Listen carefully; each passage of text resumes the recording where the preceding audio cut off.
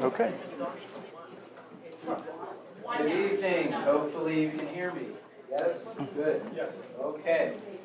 Welcome to the first Lenten lecture for 2023. We didn't go far to find our speaker tonight. Whatever you want. He is a parishioner of our parish, and hopefully many of you know him. Yay! Yeah. Yes. And if that's not enough, he's actually serving his first term in, on the parish council. So you should get to know him because you elected him. So, all right. Chris comes to us by way of the Boston area. Yay! Woo! Boston, right. Moved to Washington, as it says on a brief bio in 2011. And the rest is history, literally. He came to St. Mark, became a catechumen, was received on Holy Saturday 2018. So we gave him a few years to get used to it. And now, I think he is a person who, among many, has a lot in his life and character that makes him an interesting person to share some things with us tonight. Hopefully I got the title right, Christian Themes in Literature. That's not incorrect.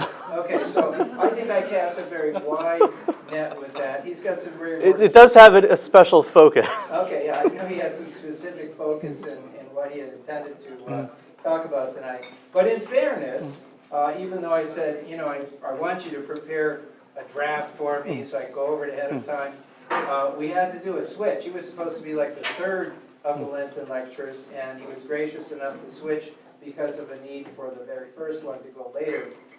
So anyway, I cut him a little bit of slack on that, so I have no idea what he's going to say tonight. Hopefully it's something interesting and good and inspiring. And if not, we better be really careful because he's got a black belt in karate. I kid you not. Christopher Barnewolt, come up. Let's go.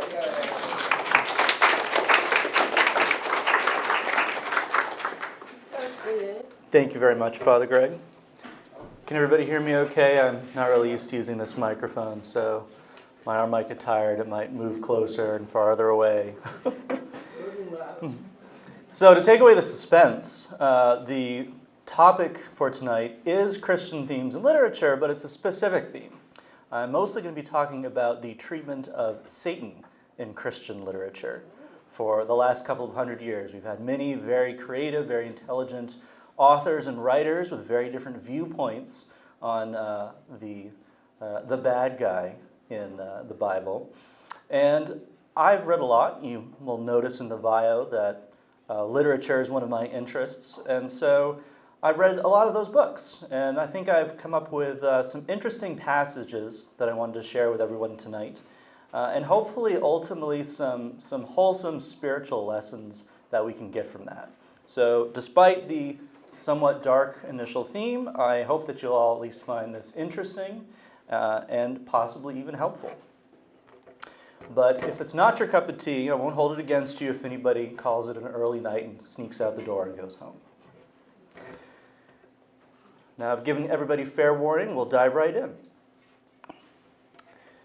Apart from the depiction of Satan in the Bible, the book that has had the greatest influence over the popular imagination of Satan is undoubtedly Paradise Lost, an epic poem published by the English poet John Milton in 1663.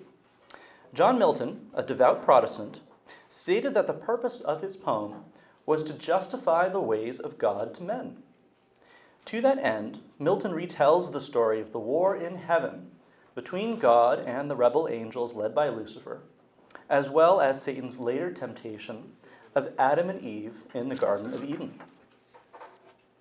The poem starts in media res, after Satan and his rebel angels have been soundly defeated by the angelic armies of God and banished into the abyss.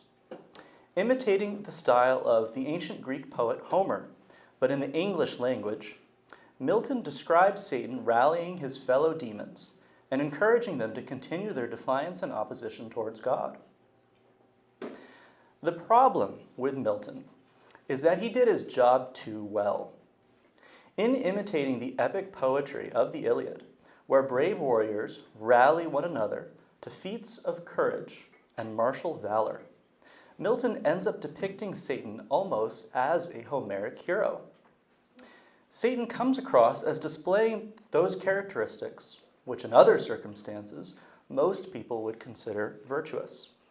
For example, Satan declares to his discouraged companions, "What though the field be lost? All is not lost. The unconquerable will and study of revenge, immortal hate, and courage never to submit or yield. And what is else not to be overcome? That glory never shall his wrath or might extort from me." Here, Satan is shown to have courage never to submit or yield, even in the face of an overwhelming force, the omnipotent power of God.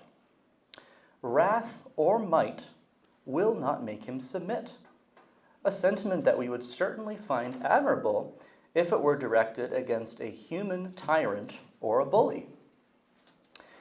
Satan admits that he is defeated, but claims that God has only defeated him because of superior force or strength. Indeed, Satan claims that he and his fellow angels are actually the equals of God and have only been defeated by brute force. Quote, "Whom reason hath equaled, force hath made supreme above his equals." Admitting his defeat, Satan next goes on to embrace the consequences of his continued defiance of God.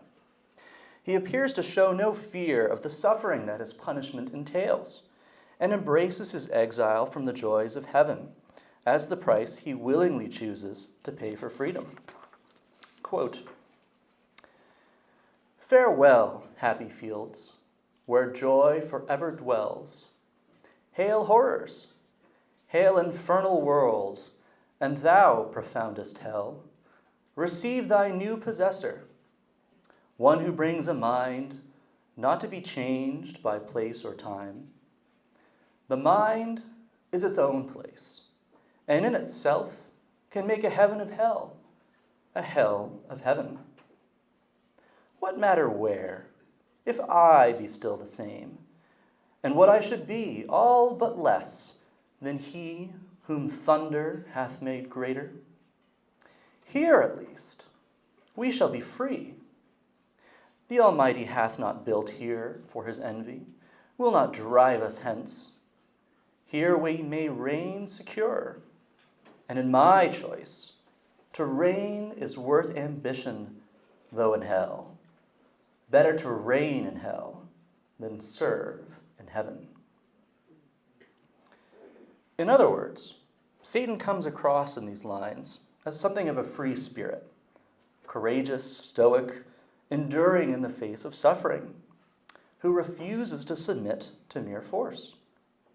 It is no wonder, then, that another famous English poet, William Blake, wrote in 1790 that Milton, quote, "was a true poet and of the devil's party without knowing it."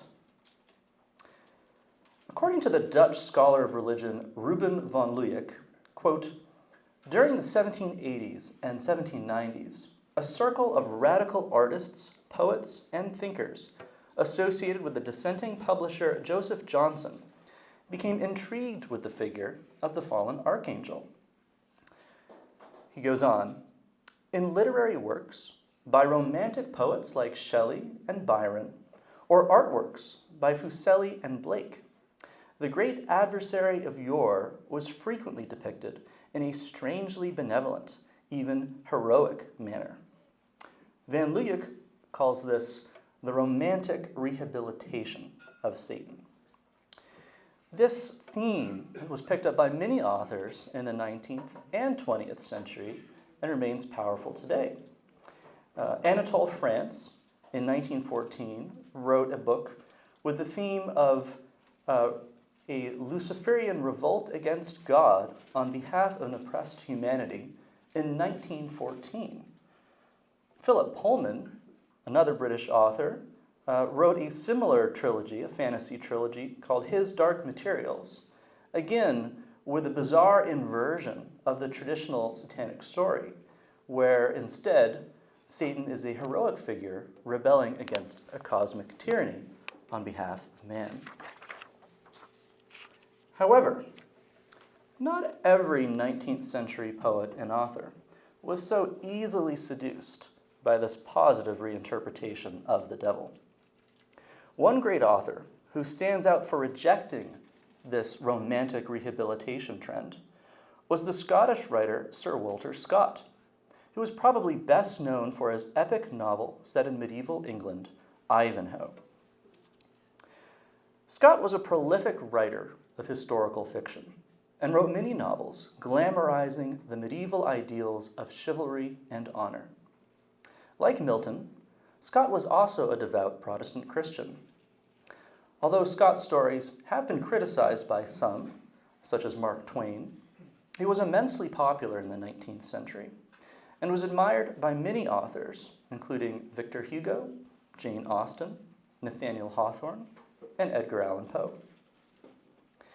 In the introduction to his 1823 novel Quentin Durward, a historical romance in which King Louis XI of France is the chief villain, Sir Walter Scott criticized the romantic view of Satan that was popular among his 19th century contemporaries. And in doing so, Scott offers a very different, far more negative depiction of Satan's true nature. Scott begins by criticizing the villain of his novel. Quote, Louis XI was of a character so purely selfish, so guiltless of entertaining any purpose unconnected with his ambition, covetousness, and desire of selfish enjoyment, that he almost seems an incarnation of the devil himself, permitted to do his utmost to corrupt our ideas of honor in its very source. Nor is it to be forgotten that Louis possessed to a great extent that caustic wit which can turn into ridicule all that a man does for any other person's advantage but his own, and was therefore peculiarly qualified to play the part of a cold-hearted and sneering fiend. Scott then continues, addressing how a fiend ought to be accurately depicted in fiction. Quote, in this point of view, Goethe's conception of the character and reasoning of Mephistopheles, the tempting spirit in the singular play of Faust, appears to me more happy than that which has been formed by Byron, and even than the Satan of Milton. These last great authors have given to the evil principle something which elevates and dignifies his wickedness, a sustained and unconquerable resistance against omnipotence itself, a lofty scorn of suffering compared with submission, and all those points of attraction in the author of evil which have induced Burns and others to consider him as the hero of Paradise Lost. Probably no author has explained the appeal of Milton's Satan so well, but Scott, in contrast, praises the author Goethe's vision of Satan as superior. The great German poet, that is Goethe, has on the contrary rendered his seducing spirit a being who, otherwise totally unimpassioned, seems only to have existed for the purpose of increasing, by his persuasions and temptations, the mass of moral evil, and who calls forth by his seductions those slumbering passions which otherwise might have allowed the human being, who is the object of the evil spirit's operations, to pass the tenor of his life in tranquility. For this purpose, Mephistopheles is, like Louis XI, endowed with an acute and deprecating spirit of caustic wit, which is employed incessantly in undervaluing and vilifying all actions, the consequences of which do not lead certainly and directly to self-gratification.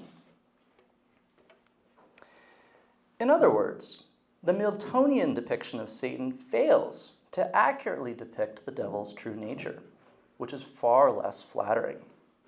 It is malice, most visible in a, quote, caustic wit towards everything that is higher or noble, that better characterizes the devil, not courage.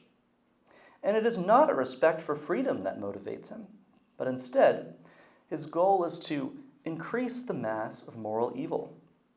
To Sir Walter Scott, this is the devil's true face. I think most Christians will agree that Scott's interpretation of Satan's character is more accurate than the romantic rebel interpretation. So, what of Milton and his masterwork Paradise Lost? Should we agree with William Blake that Milton was of the devil's party? I don't think so. The Romantic radicals who gave so much attention to the passages of Paradise Lost, where Satan appears in a heroic light, have forgotten two things. First, the devil is the father of lies. See the book of John, chapter 8, verse 44. Second, the Romantic radicals mostly ignore the rest of Milton's poem. Taken in its entirety, Paradise Lost is not very complimentary towards Satan, just the opposite. Some of you may have already noticed that Satan's monologues, even the ones where Satan unsurprisingly depicts himself in a heroic light, contain some major red flags. First, Satan's overweening pride is obvious. It takes a lot of pride to declare oneself to be one of God's equals. Beyond pride, Satan declares from the very outset that his motives are far from benevolent. He desires, quote, revenge and immortal hate. This is the part of Milton's narrative that completely departs from the romantic rehabilitation of Satan. Because far from being, like Prometheus, a person motivated by a concern for mankind's welfare, Milton's Satan chooses to avenge himself by hurting humanity. So much for courage. The devil knows that he cannot hope to compete with God. He doesn't dare to pick on someone his own size. So instead, he chooses to attack a being weaker than himself. It is the devil who is the true bully in Paradise Lost, not God. The famous British convert from atheism to Christianity, C.S. Lewis, is best known for his Chronicles of Narnia, a much beloved example of Christian fantasy. Less well known is Lewis's space trilogy, which, like the Narnia books, are a serious exploration of Christian themes, although in a science fiction setting instead of a fantasy world. The second book of Lewis's space trilogy, Paralandra, contains a powerful depiction of Satan as a malicious, unheroic character. In Paralandra, the dominant element of Satan's personality is one of sarcasm, the caustic wit ascribed to him by Sir Walter Scott, aimed at denigrating those who place value on virtue or who put their trust in God. In a memorable passage, we hear a full-throated attack by Satan on the faith and hope of the story's protagonist, Ransom. Quote, "And you think, little one," he answered, "that you can fight with me? You think he, God, will help you perhaps? Many thought that. I've known him longer than you, little one. They all think he's going to help them, till they come to their senses, screaming recantations too late in the middle of the fire, moldering in concentration camps, writhing under saws, jabbering in madhouses, or nailed to crosses. Could he help himself?" And the creature suddenly threw back its head and cried in a voice so loud that it seemed the golden sky roof must break, "Eloi, Eloi, lama sabachthani." And the moment it had done so, Ransom felt certain that the sounds it had made were perfect Aramaic of the first century. The unman was not quoting, it was remembering. Those were the very words spoken from the cross, treasured through all those years in the burning memory of the outcast creature, which had heard them, and now brought forward in hideous parody. The horror made him momentarily sick. This horrifying speech captures the essential malice of Satan, as well as one of his goals, which is often overlooked. Namely, Satan does not merely attempt to tempt people into sin. He also tries to discourage us, to cut us off from our trust in God, the source of our strength, by attacking our faith and our hope. Satan wants us to despair. Why is this? It is not because Satan is strong and able to laugh at the foolish hopes of mortals. It is Satan himself who is without hope. As the saying goes, misery loves company. Satan wishes to drag us down to his level. And this is why criticism of Milton's Paradise Lost is not entirely fair, because Milton does an excellent job at capturing this element of Satan. An angel speaking to Adam and Eve in the garden before the fall describes Satan's motives. Quote, "He who envies now thy state, who now is plotting how he may seduce thee also from obedience, that with him, bereaved of happiness, thou mayest partake his punishment, eternal misery, which would be all his solace and revenge, as a despite done against the Most High, thee once to gain companion of his woe." Satan confirms that this is indeed his motivation. Having lost all hope himself, he seeks to destroy it in others. Quote, "What hither brought us? Hate, not love, nor hope of paradise for hell. Hope here to taste of pleasure, but all pleasure to destroy, save what is in destroying. Other joy to me is lost." This is a far cry from the romantic, heroic view of Satan. Satan goes even further in what is perhaps the climax of his fall and the essence of evil. So farewell hope, and with hope farewell fear, farewell remorse. All good to me is lost. Evil, be thou my good. Evil be thou my good is a declaration that is difficult to reconcile with the romantic rehabilitation of Satan as some kind of champion of humanity that 19th century authors favored. Clearly, their interpretation cannot be reconciled with Milton's. However frightening a being motivated by such pure malice may initially seem, Satan's desire to destroy and to inflict harm ultimately rebounds upon himself. Quote, "Me miserable, which way shall I fly? Infinite wrath and infinite despair. Which way I fly is hell. Myself am hell." This sentiment, that hell is not restricted to a particular location, but is something suffered by the fallen angels wherever they may be, is similar to the depiction of Satan in the play Dr. Faustus by the English poet Christopher Marlowe. In Dr. Faustus, Satan says, "Why, this is hell, nor am I out of it. Think'st thou that I, who saw the face of God, and tasted the eternal joy of heaven, am not tormented with 10,000 hells in being deprived of everlasting bliss?" Satan, however, does not merely suffer for deliberately and consciously choosing evil. In lowering himself to such base goals, Satan loses whatever dignity he may have once had as an angel. Quote, "O foul descent, that I, who erst contended with gods to sit the highest, am now constrained into a beast, and mixed with bestial slime, this essence to incarnate and imbrute, that to the height of deity aspired. But what will not ambition and revenge descend to? Who aspires must down as low as high he soared, obnoxious, first or last to basest things. Revenge at first though sweet, bitter ere long, back on itself recoils." Obnoxious is not a word that we are accustomed to associate with Satan. It makes the devil seem petty and small. Yet the same sentiment was also expressed by C.S. Lewis in Perelandra.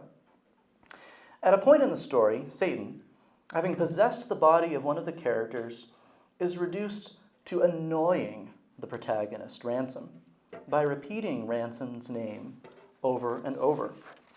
Quote, "Another minute, and it uttered his name again, and then, like a minute gun, Ransom, Ransom, ransom, perhaps 100 times. What the hell do you want? He roared at last. Nothing, said the voice. Next time, he determined not to answer. But when it had called on him about 1,000 times, he found himself answering whether he would or no, and nothing, came the reply. He taught himself to keep silent in the end. Not that the torture of resisting his impulse to speak was less than the torture of response, but because something with him rose up to combat the tormentor's assurance that he must yield in the end. If the attack had been of some more violent kind, it might have been easier to resist. What chilled and almost cowed him was the union of malice with something nearly childish. For temptation, for blasphemy, for a whole battery of horrors, he was in some sort prepared, but hardly for this petty, indefatigable nagging as of a nasty little boy at a preparatory school. Indeed, no imagined horror could have surpassed the sense which grew within him as the slow hours passed that this creature was by all human standards inside out, its heart on the surface and its shallowness at the heart. On the surface, great designs and an antagonism to heaven which involved the fate of worlds. But deep within, when every veil had been pierced, was there after all nothing but a black puerility, an aimless, empty spitefulness, content to sate itself with the tiniest cruelties, as love does not disdain the smallest kindness. I think there's an important lesson for us here. The 19th century authors who tried to rehabilitate Satan fell for the illusion of great designs and missed the aimly empty spitefulness at the heart. St. Augustine famously says in The City of God that, quote, "Evil has no positive nature, but the loss of good has received the name evil." I think much the same thing can be said about Satan. In choosing evil, which is in a real sense nothingness, Satan puts himself and all his qualities on a path towards nothingness as well. In the meantime, Satan's goal is to inflict his suffering on the rest of us, to spread sin and despair. It is Satan who taunts us with bitter mockery when we experience the sufferings of this life. How are we supposed to fight against this? I think we can find the answer in a more recent work of Christian fiction, in the famous novel The Exorcist by William Peter Blatty, a devout Catholic. In the novel, a young innocent girl seemingly becomes possessed by a demon who torments her and her family seemingly without respite. The girl's loved ones, like Job, are perplexed as to why this is happening. What is the purpose of this cruelty? Why must these terrible things happen to this little girl and to this family? In desperation, the child's mother, an atheist, turns to the church seeking an exorcism. At what point, the younger priest, Father Damien Karras, struggling with his faith, turns to his older colleague, Father Lancaster Marin. Quote, "Then what would be the purpose of possession?" Karras said, frowning. "What's the point?" "Who can know?" answered Marin. "Who can really hope to know?" He thought for a moment, and then probingly continued. "Yet I think the demon's target is not the possessed. It is us, the observers, every person in this house. And I think the point is to make us despair, to reject our own humanity, Damien, to see ourselves as ultimately bestial, as ultimately vile and putrescent, without dignity, ugly, unworthy. And there lies the heart of it, perhaps, in unworthiness. For I think belief in God is not a matter of reason at all. I think it finally is a matter of love, of accepting the possibility that God could love us." The lilting singing could still be heard in the bedroom. Marin looked up at the door and listened for a moment. And yet even from this, from evil, will come good, in some way. in some way that we may never understand or ever see. Marin paused. Perhaps evil is the crucible of goodness, he brooded. And perhaps even Satan. Satan, in spite of himself, somehow serves to work out the will of God. This, I think, is the final lesson we can take away from these authors. Whenever we are tempted to despair by the misfortunes of life, we can remember that this is a thought that comes from someone who does not have our best interests at heart. And as Christians, we can take comfort from the words of the Apostle Paul in his epistle to the Hebrews. Now, faith is the substance of things hoped for, the conviction of things not seen. And the words of Abraham in Genesis, shall not the judge of all the earth do right? And in the words of Christ, in this world you will have trouble, but take heart, I have overcome the world. Although death, sin, and Satan may seem strong in the moment, we know that God loves us and has already triumphed over all of these things. And so long as we love God and our neighbor, even the worst of things will ultimately be used by God to bring about good. Thank you.